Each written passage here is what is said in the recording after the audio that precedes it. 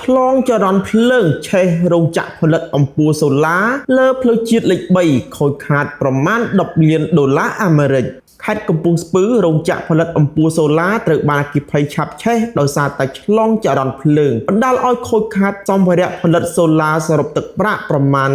$10 លានសហរដ្ឋអាមេរិកលោកឧត្តមសេនីយ៍តូខឹមសុខៃស្នងការនគរបាលខេត្តកំពង់ស្ពឺអញ្ជើញចុះពិនិត្យដឹកនាំកងកម្លាំងនគរបាលអន្តរាគមន៍ជួយសង្គ្រោះអគ្គិភ័យឆាបឆេះរោងចក្រផលិតអំពូលកាលពីរាត្រីឈានចូលថ្ងៃទី28ខែមិថុនាឆ្នាំ2025វេលាម៉ោង3:58នាទីទីភ្លឺត្រង់ចំណុចផ្លូវជាតិលេខ3ចន្លោះគីឡូម៉ែត្រលេខ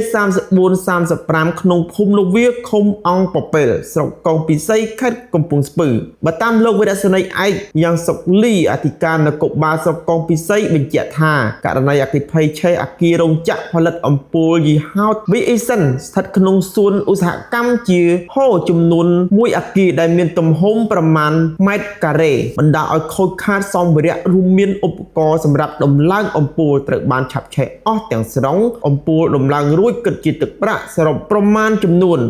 $10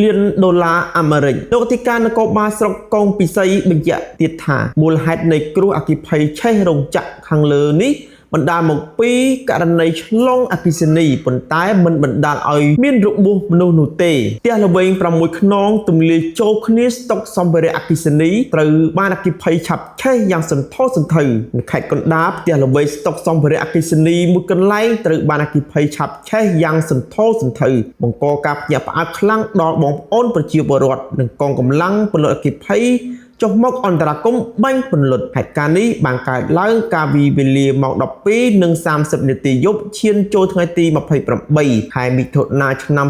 2025នៅចំណុចបូរីពិភពមេកំបូល3ផ្លូវបេតុងលេខ 9A ក្នុងភូមិត្រពាំងសុក្រំឃុំបៃចានស្រុកអង្គស្នួរខេត្តកណ្ដាលសមត្ថកិច្ចបានដឹងថាអគ្គិភ័យនេះបានឆេះផ្ទះល្វែងអស់ចំនួន6ល្វែងបន្លាយចូលគ្នាដែលមានម្ចាស់ផ្ទះឈ្មោះលីហៃហ្វុងភេទប្រុសអាយុ40ឆ្នាំជនជាតិចិនមានទីលំនៅភូមិត្រពាំងសុក្រំឃុំបៃចានស្រុកអង្គស្នួរខេត្តកណ្ដាលផ្ទះធ្វើពីថ្មកំពុងកម្ពស់2ជាន់ទំហំ4x12 ម៉ែត្រ1ផ្ទះលេខ190 2ផ្ទះលេខ188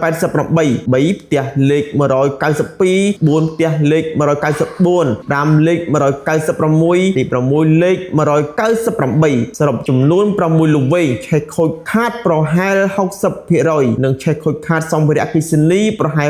80% សមត្ថកិច្ចបានឲ្យដឹងទៀតថាអគ្គិភ័យនេះត្រូវបានរលត់ទៅវិញ 100% នៅវេលាម៉ោង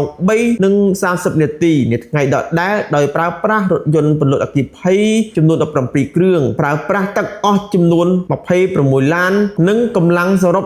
113នាក់ក្នុងនោះរួមមាន1រថយន្តពន្លត់អគ្គិភ័យអធិការដ្ឋាននគរបាលស្រុកអង្គស្នួរចំនួន1គ្រឿងមនុស្ស35នាក់ប្រើប្រាស់ទឹកអស់3ឡាន2រថយន្តពន្លត់អគ្គិភ័យ911ចំនួន4គ្រឿងកម្លាំង8នាក់ប្រើប្រាស់ទឹកអស់ចំនួន4ឡាន3រថយន្តពន្លត់អគ្គិភ័យបូរីសង្ឃឹមថ្មីចំនួន2គ្រឿងកម្លាំង6នាក់ប្រើប្រាស់ទឹកអស់2ឡានទី4រថយន្តពន្លត់អគ្គិភ័យស្នងការនគរបាលរាជធានីភ្នំពេញចំនួន7គ្រឿងកម្លាំង25នាក់ប្រើប្រាស់ទឹកអស់10ឡានទី5រថយន្តពន្លត់អគ្គិភ័យក្រុមហ៊ុនខ្មែរ Beverage ចំនួន1គ្រឿងកម្លាំង4នាក់ប្រើប្រាស់ទឹកអស់3ឡានទី6រថយន្តពន្លត់អគ្គិភ័យរបស់រដ្ឋបាលខណ្ឌកំបូរចំនួន2គ្រឿងកម្លាំង25នាក់ប្រើប្រាស់ទឹកអស់ចំនួន4ឡានចំពោះករណីនេះសមត្ថកិច្ចសន្និដ្ឋានថាបណ្ដាលមកពីឆ្លងចរន្តអគ្គិសនីហើយអគ្គិភ័យខាងលើនេះមិនបង្កឲ្យមានការស្លាប់ទេប៉ុន្តែទោះបីជាយ៉ាងណាក៏ក្នុងហេតុការណ៍ឆេះនេះម្ចាស់មានការតក់ស្លុតទុនដៃទុនជើងនិងបានបញ្ជូនទៅ